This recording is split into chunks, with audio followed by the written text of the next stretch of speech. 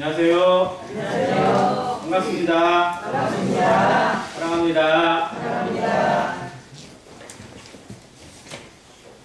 기도해 주신 덕분에 월요일부터 일요일까지 3박 4일 장로 수양에 잘 다녀왔습니다.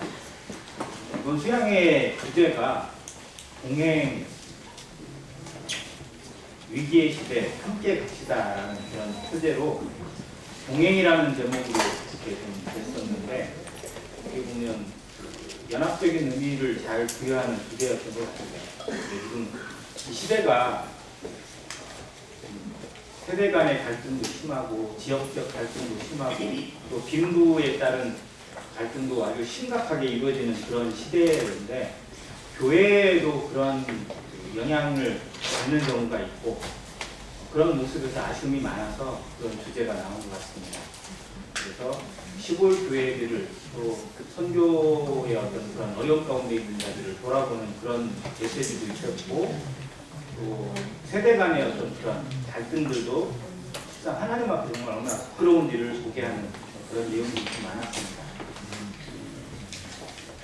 항상 이렇게 대접받는 느낌을 좀 많이 받아서 너무 감사하고, 또 이제 방을 세대별로 처음에는 대전에는 나이 드신 분과 젊은 사람들이 섞어서 놨어요.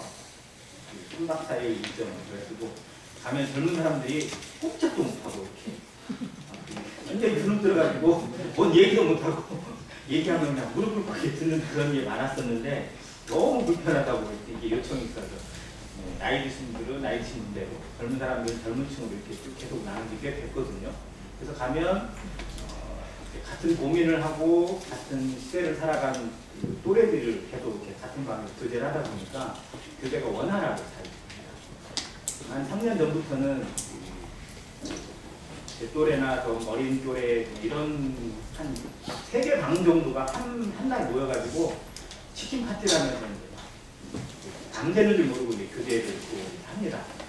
그러면서 여러 교회들의 상황들도 좀 많이 듣게 되고, 그런 것들이 개인적으로 참 많은 유익이 되고 감사가 됐던 것 같습니다. 그 다음이 더 중요해서 앞으로의 삶에 저도 주님의 은혜로 교회를 돌아보고 성도를 돌아보고 또 주님의 뜻을 분별하는 그런 성도가 되기를 간절히 기도합니다. 저를 위해서도 많이 기도해 주시기를 부탁드립니다. 네. 오늘 성경의 말씀은 많이 안 찾을 수도 있습니다. 근데 성경의 한 주제가 될 수 있는 결혼이라는 부분에 대해서 성경의 주제를 여러 가지로 볼 수 있잖아요. 하나님의 나라도 되고 또 예수 그리스도도 주제고, 또 어떻게 보면 구원도 하나의 주제가 되는데, 또 하나의 의미로 보면 결혼도 하나의 주제가 돼요. 왜냐하면 태초에 창조하신 인간, 인생이 이루게 하는 하나님의 그림이 결혼이잖아요. 에덴 동산이. 그러면 그 결혼으로 시작돼서 그게 깨지고 무너지고 했던 것을 하나님이 다시 회복시키는 것이 구원의 의미에 담겨 있고, 또 이제 하나님의 집에 소속되어 있는 이 교회와 예수 그리스도가 천년왕국에서 결혼하는 모습을 통해서 하나님의 뜻이 성취되게 하시는 게 계시록의 그림이면, 이 결혼이라는 것을 잘 이해해도 하나님이 성경을 통해 부여하신 계획을, 그 의미를 많이 살펴볼 수 있습니다. 그리고 그 결혼의 모습 가운데서 유대인들이 가지고 있는 결혼의 풍습, 그러니까 유대인들의 결혼식이나 결혼 개념은 우리나라하고는 많이 다르거든요. 근데 그들이 갖고 있는 그 결혼의 풍습이나 내용이 성경의 맥락과 많은 흐름을 가지고 있고, 또 예수님께서 비유로 사용하신 내용에도 많이 포함되어 있습니다. 그런 것들을 한번 참고해 보면서 과연 우리는 하나님과 어떤 관계, 주님과 어떤 관계를 맺어 있고 맺어 가고 있는가, 앞으로 어떻게 맺게 할 것인가, 이런 부분에 포커스가 맞춰졌으면 좋겠고, 신부된 교회가 어떤 모습으로 준비해야 하는가. 신부는 준비해요, 안 해요? 해야죠. 신랑이 준비할 게 많을까요? 신부가 준비할 게 많을까요?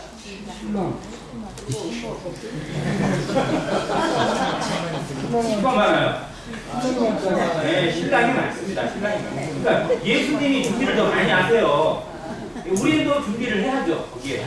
그러니까 우리가 어떤 준비를 해야 할 것인가 이런 부분을 살펴보는 지혜도 되고 그런 모습을 유대인의 결혼 풍습에서 한번 살펴보겠습니다.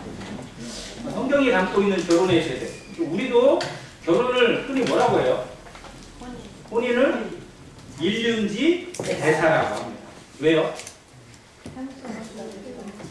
일륜지 소사라고 안 하고 대사라고 하는 이유는 그만큼 중요하다는 의미예요.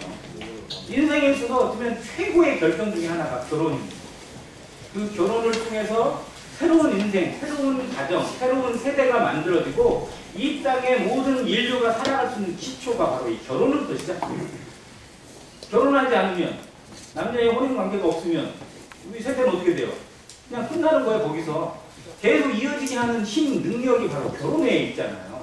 지금은 결혼을 아주 그냥 멋대로 해석하고 마음대로 비꼬는 사람들이 많아서 진짜 문제지만 진짜 성경적인 결혼은 인류를 지탱하는 유일한 끈입니다.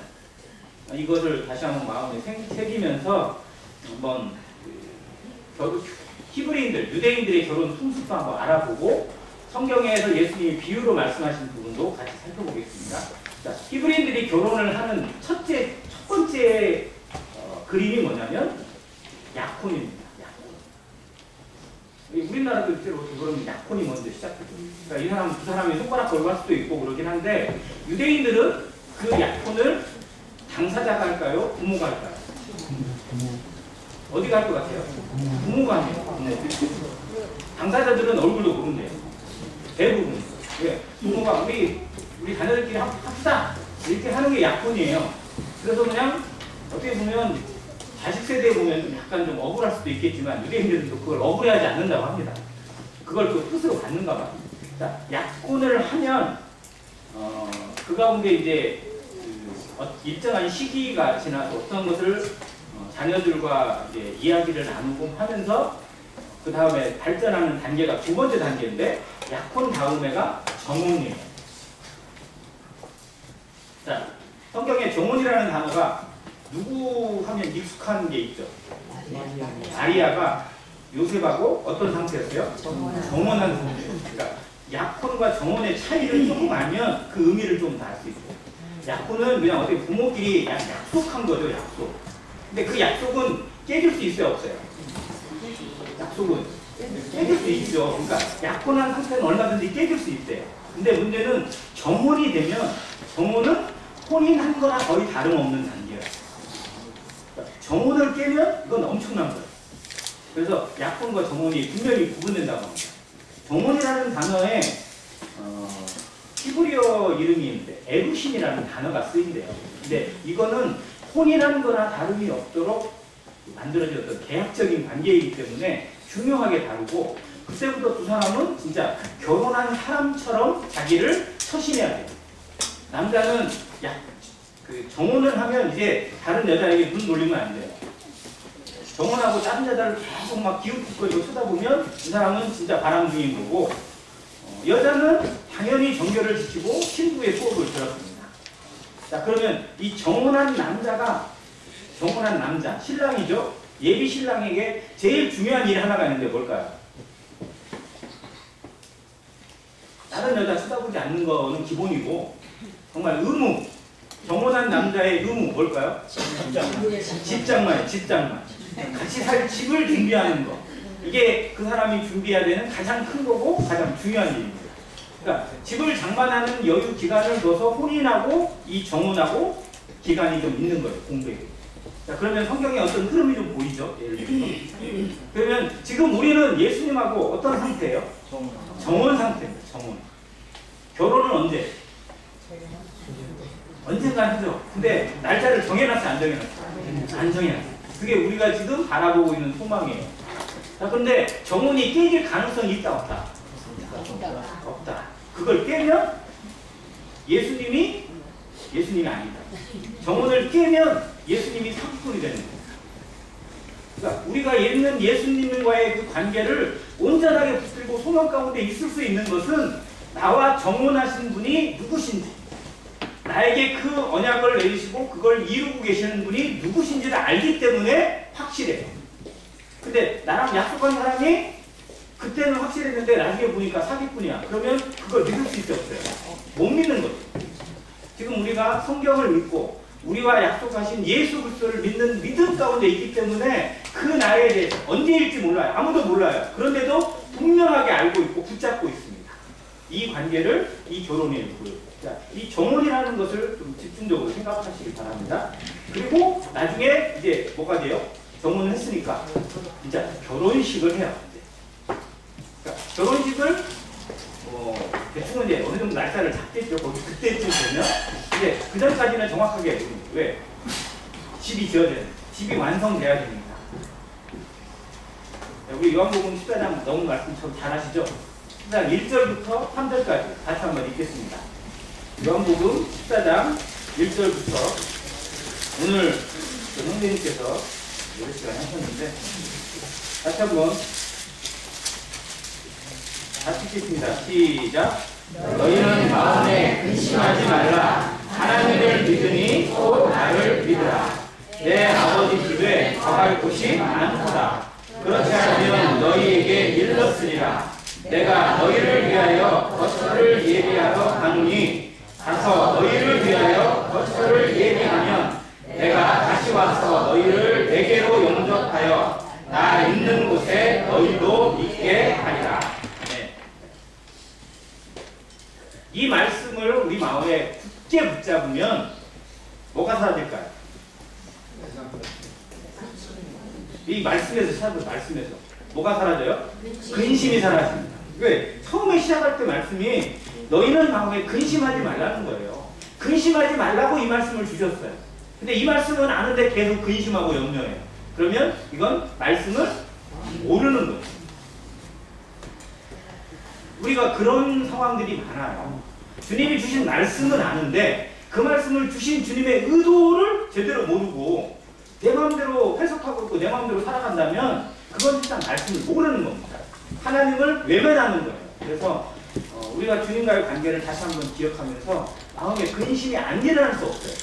바람이 불면 당연히 파도는 치고 나뭇가지는 움직일 수밖에 없어요. 그런데 우리는 기둥이 뿌리가 튼튼해요. 견고해요. 그래서 어떤 바람이 불어도 넘어지거나 쓰러질 수 없어요. 그걸 통해서 근심하지 말고 염려하지 말라는 말씀을 마음에 새기시는 성도 되시기를 간절히 바랍니다. 네. 다음 이제 거처가 완성되면 진짜 결혼식이 이루어집니다. 그러면 이 결혼식을 히브리어로 니수인이라고 부르는데 그 결혼식에 풍습이 있어요. 우리와 달라요. 우리 결혼식은 대부분 밤에 한다, 낮에 한다. 밤에도 할 수 있겠죠. 근데 대부분 낮에 합니다. 밝은 데나. 근데 유대인들은 그거 언제 할까요? 밤에 이루어져요. 이게 좀 이상해요. 이게 뭔 의미가 있니? 밤에 하는데 신랑이 오는 시각이 신랑이 신부 집으로 가요. 그러면 신부는 신랑 오기를 기다리고 있겠죠. 준비합니다. 그 정도 계속 준비했지만 진짜 그날은 주인공이 되는 날이고 정말 결정적인 순간이기 때문에 더 간절한 마음으로 기다리고 있어요. 근데 신랑이 시간을 정확하게 알려주면 좋은데 그게 없어요. 신랑이 와야 하는 거예요. 그러다 보니까 신랑이 밤에 오는데 그 동네에 찾아오다가 길 잃어버리고 딴 데로 가면 안 되니까 그 동네 어귀에 누가 가 있을까요? 이 처녀예요. 열처녀의 비유라고 불리우는 처녀의 비유가 그 부분입니다. 뭐냐면 신랑이 와야 되는데 밤에 오니까 길을 모르고 동네에 어떤 딴 데로 빠질 수 있어요. 그래서 이 동네 처녀들은 신부와 이렇게 좀 연결성을 가지고 있습니다. 그럼 이 사람들이 신부예요? 아니에요. 그러니까 이 열처녀는 교회에게 주신 비유 내용이 아니에요. 이건 이스라엘에게 주신 비유입니다. 자, 이 열처녀가 밖에 나가서 꼭 10명이 법이 아니에요. 그러니까 이스라엘을 그렇게 모습을 보인 건데 아무튼 처녀들이 나가서 신랑이 오는 그 길목 쪽에 가서 등불을 들고 여기에요 이렇게 알려주는 거예요. 이쪽으로 오세요 이렇게. 너무 오래 걸리니까 이게 어떻게 됐어요? 가고 울고 뭐 이래가지고 이제 문제가 생겼는데 아주 신랑이 왔다 하니까 부랴부랴 나갔는데 어떤 사람은 기름이 없어가지고 꺼졌어. 어떤 사람은 기름을 미리 준비해가지고 같이 갔어요. 이 기름을 성령이냐 뭐냐 막 이렇게 해석할 게 아니고 유대인들의 신앙 관점, 끝까지 기다리고 끝까지 견디는 자 이런 개념으로 계시록의 내용이 해석됩니다. 아무튼 그 부분을 좀 이해하게 되는 게 이 결혼 예식에 예수님이 하신 비유예요. 열처녀의 비유가 그 내용입니다. 그래서 어떤 사람은 뭐 성령을 준비 안 해가지고 떠나서 나가고 뭐 이런 개념으로 하다 보면 물론 그 교훈을 받을 수 있는데 어려움이 생길 수 있어요. 자, 아무튼 그 처녀들이 준비를 합니다. 그런데 그 동네 혹은 신부의 집에도 신랑의 얼굴을 제대로 아는 사람이 많이 없어요. 왜냐하면 유대의 결혼 풍습이 그러니까 신랑을 제대로 아는 사람이 하나가 필요한데 그게 누구냐면 신랑 친구예요. 신랑의 친구가 결혼식 날 당일이 되면 낮에 먼저 집으로 그 신부의 집으로 와요. 이 신랑은 이 결혼식을 책임지기 위해서 옵니다. 이걸 제대로 이루기 위해서 신랑 친구가 먼저 와요. 먼저 와서 신부도 준비시키고 어떤 준비되는 과정들을 체크합니다. 그런 다음에 결정적인 그 역할이 뭐냐면 신랑이 왔다고 했을 때 진짜인지 가짜인지 가려주는 역할을 이 신랑 친구가 합니다. 왜요? 결혼식 한다고 하면요. 그때 당시에 조금 뭐 이상한 그런 가짜들이 있어가지고 신랑인 것처럼 와가지고 신부 데려가거나 뭐 이러는 사람들이 있었대요. 그래서 신랑을 제대로 확인해 줄 수 있는 사람, 이 사람의 역할이 되게 중요한 거예요. 근데 뭘로 먼저 확인을 할까요? 말로, 음성으로. 신랑 왔다고 신랑이 말을 하잖아요. 그러면 그 말을 듣고 진짜인지 가짜인지 구별을 해야 돼요. 그러니까 말로 구별하려면 말을 많이 들어야 됩니다. 그래서 신랑의 친구가 이 역할을 합니다. 이 역할을 한 성경의 사람이 누구라고요? 세례요한. 요한복음 3장 보겠습니다.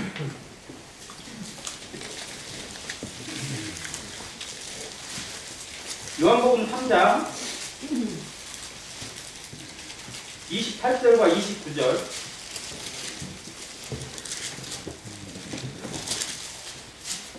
내가 말한 바 나는 그리스도가 아니요 그의 앞에 보내심을 받은 자라고 할 것을 증언할 자는 너희니라. 같이 읽습니다. 시작. 신부를 취하는 자는 신랑이나 서서 신랑의 음성을 듣는 친구가 크게 기뻐하나니 나는 이러한 기쁨으로 충만하였노라.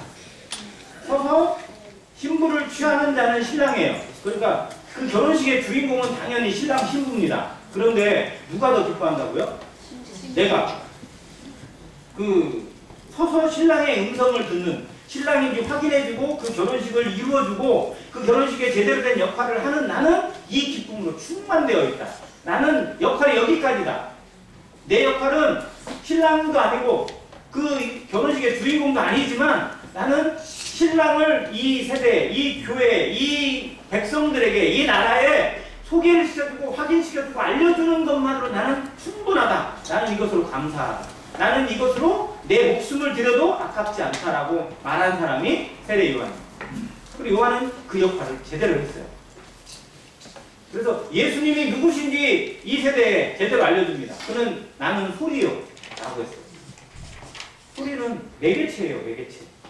공중을 타고 쭉 진동에 의해서 가는 것이 소리입니다.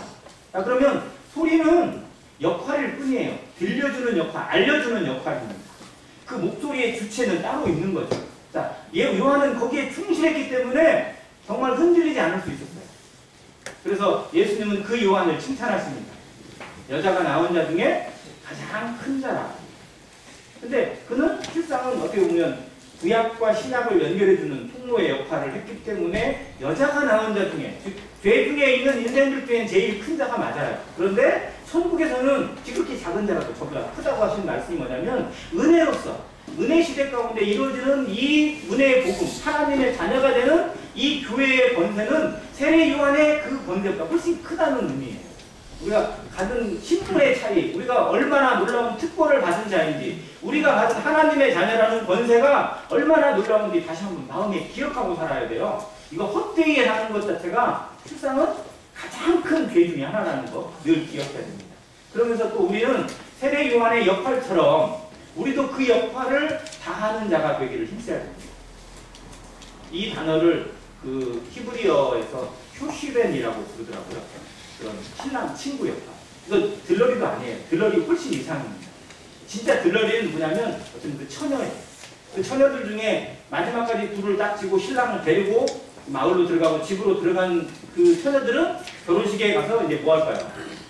박수 박수쳐주고 기뻐해주고 신랑 멋있다 뭐 이런 그런 역할. 그게 누구예요? 실상은 이스라엘. 천연왕국에서 신랑된 예수 그리스도와 신부된 교회가 실상은 주인공일 거예요. 그리고 이스라엘은 거기에 어떻게 보면 극적으로 합류되어져서 응원부대. 아니, 박수 쳐주는 사람도 있어야 되잖아요. 그냥 뭐 축구를 받지는 않을 겁니다. 근데 아무튼 그곳에서 환호해주고 축하해주고 하는 그런 사람들로 하나님께서 이스라엘을 불러주시는 그런 모습이 계시록 21장에 나와 있는 그림입니다. 아무튼 그런 역할을 우리는 다른 영혼을 드릴게요. 불쌍한 영혼, 누군가를 그리스도를 소개해주고 그리스도를 알려주고 복음을 전해주는 역할에 우리가 충실해야 돼요. 왜냐하면 그 역할이 없으면 제대로 못 들으니까. 그리고 그 역할을 했으면 거기에 만족해야 돼요.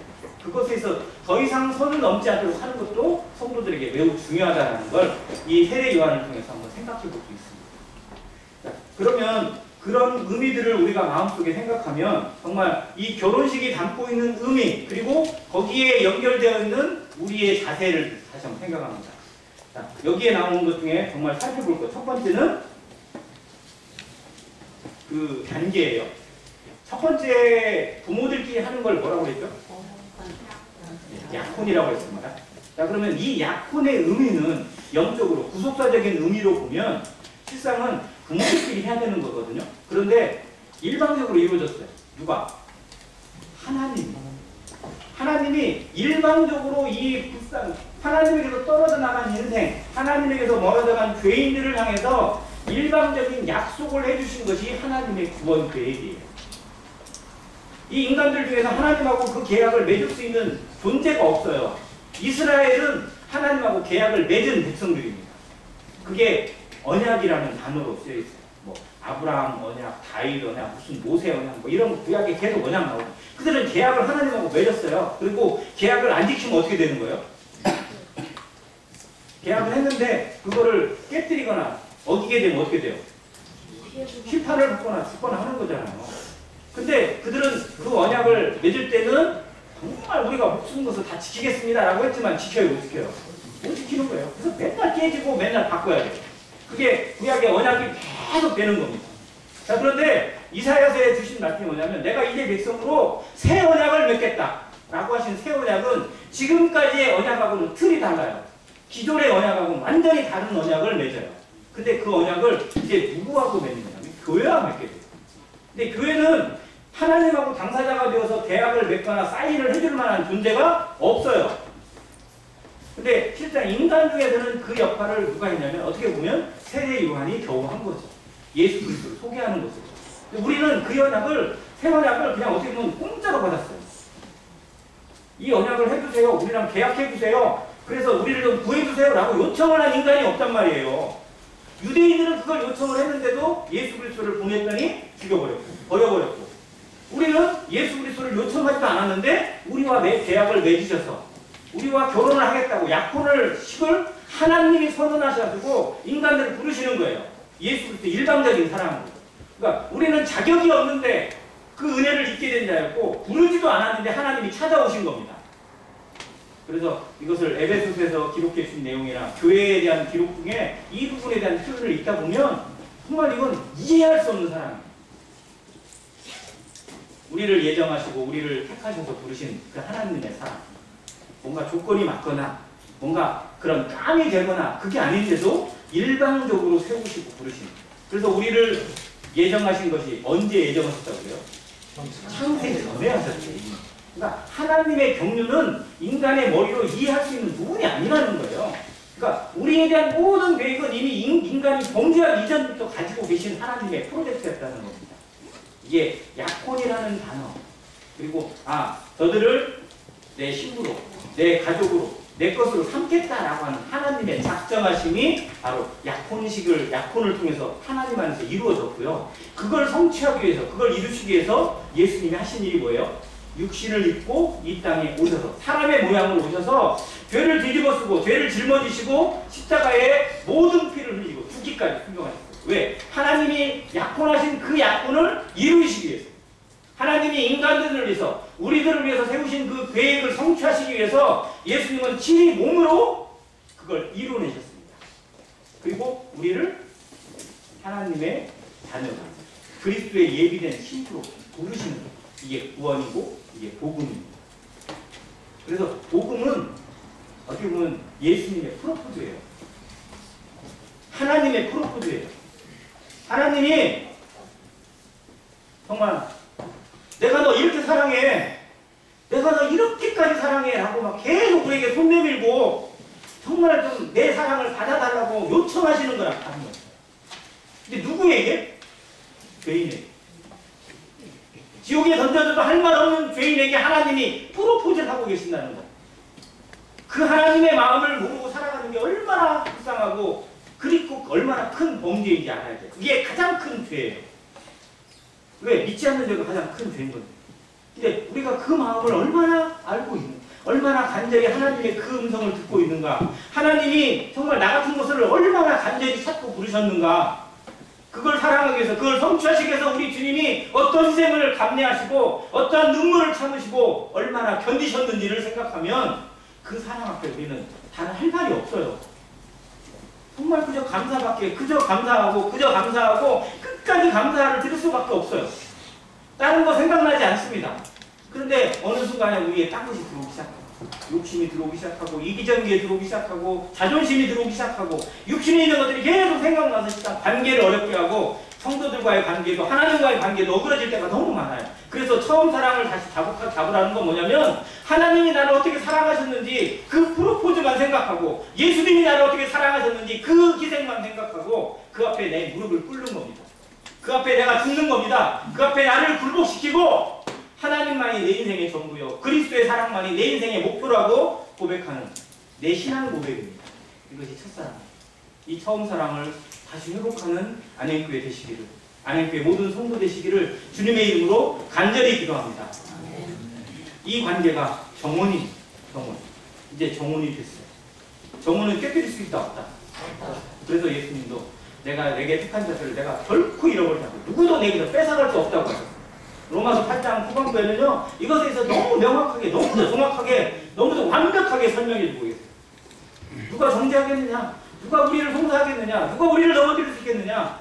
왜? 하나님이 보증이 되시고 예수 그리스도의 생명으로 보증하셨기 때문에 천사들이나 권세자들이나 그 어떤 것도, 그 어떤 피조물이라도 우리를 그리스도 예수 안에 있는 하나님의 사랑에서, 하나님과의 정원에서 끊을 수 있다 없다? 없다고 선언해 주십니다.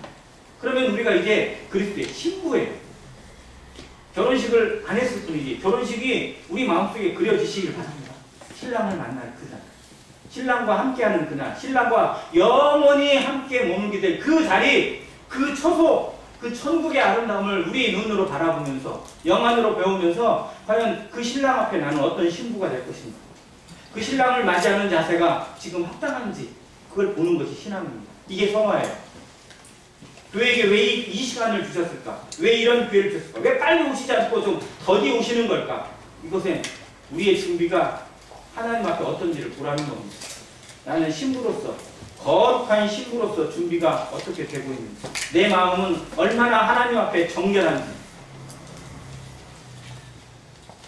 이스라엘이 가장 지은 큰 죄가 우상 숭배라고 합니다.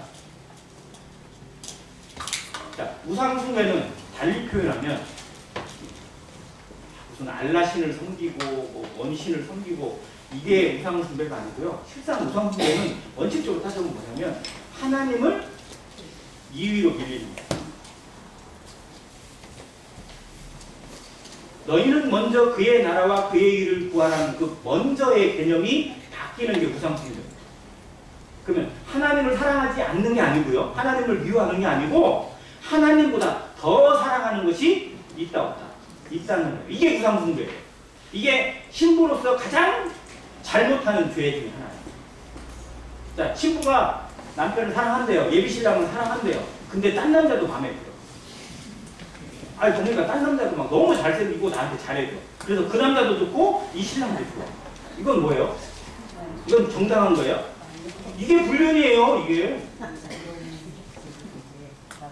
이게 하나님 앞에 우상 숭배라고요. 그런데 하나님을 사랑한다고 하는데 우리 눈에 들어오는 게 너무 많아요. 우리 마음을 채우는 것들이 더 많아요. 이게 이 시대의 사람들은요, 이 마지막 시대 성도들은 우상 숭배가 널리고 널렸어요.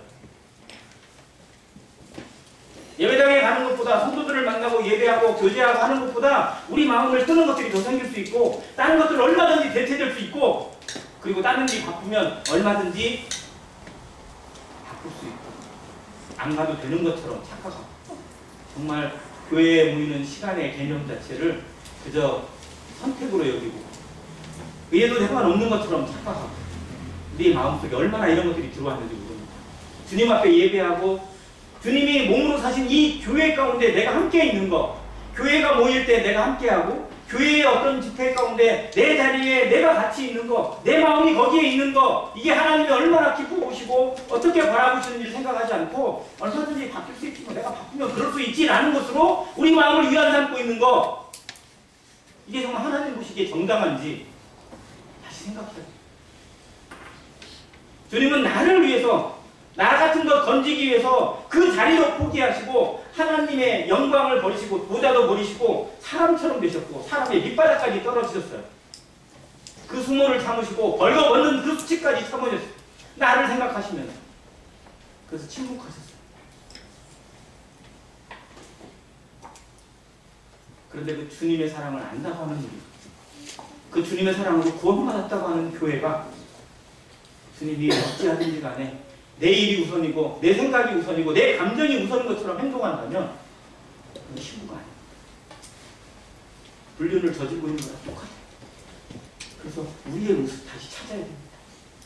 교회다운 교회로, 신부다운 신부로, 그리스도의 신부라면 세상 누구에게 내놔도 부끄럽지 않는 신부입니다. 세상 누구보다도 가장 아름답고 누구보다도 순결하고 누구보다도 거룩한 게 그리스도의 신부 아니에요? 하나님의 며느리 아니에요? 그런데 과연 우리가 그 모습으로 지켜가고 있는가? 그 자부심으로 살아가고 있는가? 그날을 얼마나 소망하고 있는가? 정말 마라나타는 내서 노래 부르고 외우고 있는데 정말 우리 마음 자세는 마라나타가 되어 있는가? 늘 기억하시기 바랍니다. 이것이 우리에 있어서 최고의 사명이고 최고의 헌신이고 최고의 예배입니다. 주일날 드리는 예배가 이 삶을 이어주는 힘이 되시기 바랍니다. 성찬 예배로 끝나지 않고 내 삶의 근본이 되어져서 정말 그리스도가 언제 오실지 아무도 모르지만 그 날을 고대하면서 주님과 함께 동행하는 느낌으로, 주님과 함께 호흡하고 손잡고 그 날을 소망하고 찬양하고 감사하는 마음으로 그렇게 살아내시는, 그렇게 살아가시는 안행교회 모든 성도 되시기를 주님의 이름으로 간절히 기도합니다. 이것이 우리의 자세입니다. 신부는 그렇게 살아야 됩니다. 그날에 어떠한 모습으로 우리를 맞으러 오실지, 그 영광의 광채, 그 아름다운 처소 가운데서 우리가 받게 될 영광과 면류관과 상급을 생각해보면 이 땅에서 이루어지는 고난 아무것도 아닙니다. 사도 바울은 그 영광을 바라보기 때문에 땅에서 조롱을 받아도, 멸시를 받고 죽음보다 더한 것들을 맛보더라도 개의치 않았어요. 예수님이 그러셨어요. 네. 주님을 따라가는 성도들은 영광을 보는 눈이, 이걸 영안이라고 보는 것입니다. 다른 것을 보는 게 아니라 그 보이지 않는 세계를 바라보고 하나님이 나를 위해서 예비하시는 처소를 바라보고 그곳에서 그리스도와 함께 같이 통치하고 영광을 누리게 될 그 자리를 바라보고 그 기쁨을 바라보고 면류관을 바라보면서 오늘의 어려움을 찾고 눈물을 견뎌내고 슬픔을 이겨낼 수 있는 것, 또 상처를 극복할 수 있는 것, 그것이 힘입니다. 우리 힘으로 못 참아요. 우리의 의지로 자존심 이길 수 있는 사람 거의 없습니다. 관계 회복되는 거 우리 의지로 안 돼요. 그런데 주님이 주시는 그 영광과 주님이 위에서 부르시는 그 부름의 상을 생각할 때에 우리가 이 땅에서 일어나는 이연한 것들을 사소한 것으로 지나가게 둘 수 있어요.